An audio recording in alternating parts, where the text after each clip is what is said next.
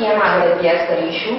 તો મેં તમને આગળ કહ્યું તે પ્રમાણે કે વિશિષ્ટ પેશીઓની સંખ્યામાં વધારો થવાથી વિશિષ્ટ પેશીઓનો સમૂહ અમુક વિશિષ્ટ અંગ રચવા સાથે સંકળાય છે. હવે મિત્રો, આ જે વિશિષ્ટ પેશીઓમાંથી અંગની રચના થાય છે તેને આપણે અંગજનનની પ્રક્રિયા કહી શકીએ છીએ. એટલે કે અમુક પેશીઓમાંથી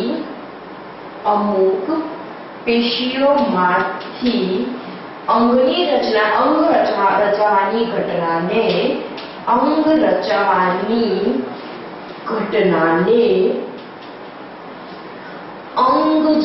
કહીએ છીએ. અંગજનન અથવા તો અંગજનન એટલે કે જળવું, બનવું એટલે કે અંગ બનવાની પ્રક્રિયા કહે છે.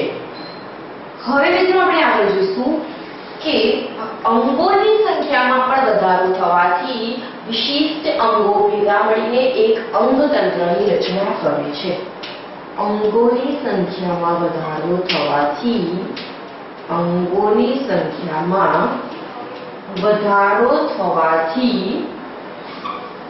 અમુક વિશિષ્ટ અંગો ભેગા મળીને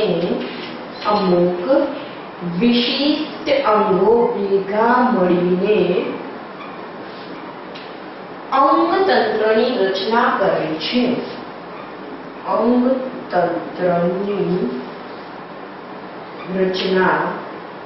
છે. હવે મિત્રો હું તમને વિભેદન વિશે સમજાવીશ કે વિભેદન એ શું છે.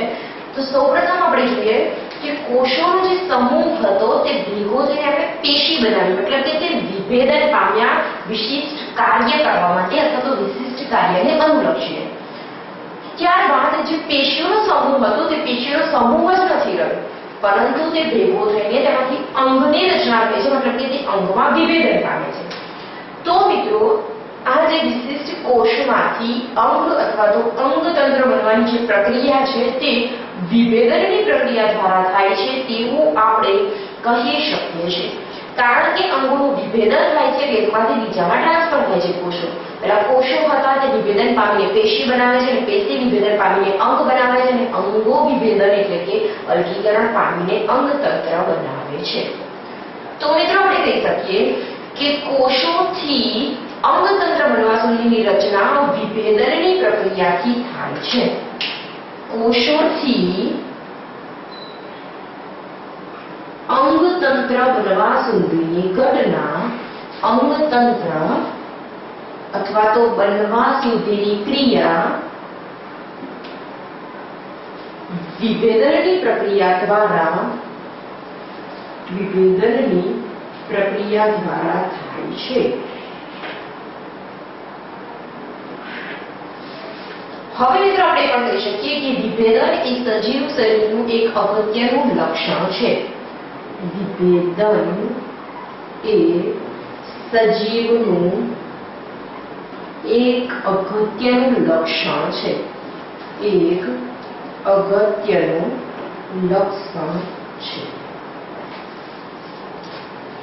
તો હવે મિત્રો આપણે જોઈશું કે વિભેદન વિશે અલગ નથી વાત કરવાની સજીવના લક્ષણમાં, પરંતુ વિકાસ એવી જ રીતે થાય છે કે વિભેદન પામે છે ત્યારે વિકાસ થાય છે. માટે આપણે અંદર જ જોઈ લીધું કે વિભેદન એ સજીવનું એક અગત્યનું લક્ષણ છે. હવે મિત્રો આપણે જોઈશું કે વિકાસ એ શું છે. તો મિત્રો, કોઈ પણ સજીવનો દેહ છે તે બનવા માટે એટલે કે જ્યારે સમાગમની પ્રક્રિયાથી ફલન થયું, ફલનથી ફલિતાંડ રચાયું, ફલિતાંડમાંથી પૂરેપૂરું નવો સજીવ દેહ બનવા માટે કોષોની સંખ્યામાં કોષ વિભાજનની પ્રક્રિયાથી સંખ્યામાં વધારો થાય છે. અને ત્યારબાદ આપણે જોઈ શકીએ કે વિભેદનની પ્રક્રિયા થાય છે કોષોના, માટે તેમાંથી વિશિષ્ટ અંગતંત્રની રચના થાય છે. અને એ જે આખી સળંગ પ્રક્રિયા છે તેને આપણે વિકાસની પ્રક્રિયા કહી શકીએ છીએ. માટે આપણે એવી રીતે ડિફાઇન કરી શકીએ છીએ કે કોષોના સમૂહના વિભેદનની પ્રક્રિયાથી પૂરેપૂરા બધા અંગતંત્રો અથવા તો સજીવનો દેહ બનવાની આખી જે ક્રિયા છે તેને આપણે સજીવનો વિકાસ થયો એવું કહી શકીએ છીએ. હવે મિત્રો, વિકાસ અને વિભેદન વિશેનો ખ્યાલ અલગ જ છે. કે કોષમાંથી પેશી, પેશીમાંથી અંગ, અંગમાંથી અંગતંત્રો જે બને છે એ રચના વિભેદનની પ્રક્રિયાથી થાય છે. પરંતુ ફલિતાંડમાંથી પૂરેપૂરા સજીવનો દેહ જે બને છે એટલે કે ફલિતાંડના કોષ વિભાજનથી કોષનો સમૂહ રચાવાથી તેમાંથી વિભેદનની પ્રક્રિયા થવાથી પૂરેપૂરા સજીવ શરીરના દેહનું નિર્માણ થાય છે. તે આખી ક્રિયાને આપણે ફલિતાંડના વિકાસની પ્રક્રિયા કહી શકીએ છીએ. તો હવે મિત્રો હું તમને વિકાસ વિશેનો ખ્યાલ આપીશ. તો હવે મિત્રો આપણે વિકાસ વિશેનો અભ્યાસ કરીશું કે વિકાસની ડેફિનેશન શું છે અને ત્યારબાદ આપણે વિકાસ અને વૃદ્ધિના ડિફરન્શિએશન વિશે ભણીશું. ત્યાં સુધી તમને ખ્યાલ આવી ગયો કે વિભેદન એ શું છે અને વિકાસ એ શું છે. તો એ વિકાસની ડેફિનેશન ભણીશું સૌપ્રથમ, ત્યારબાદ વૃદ્ધિ વિશેની ડેફિનેશન.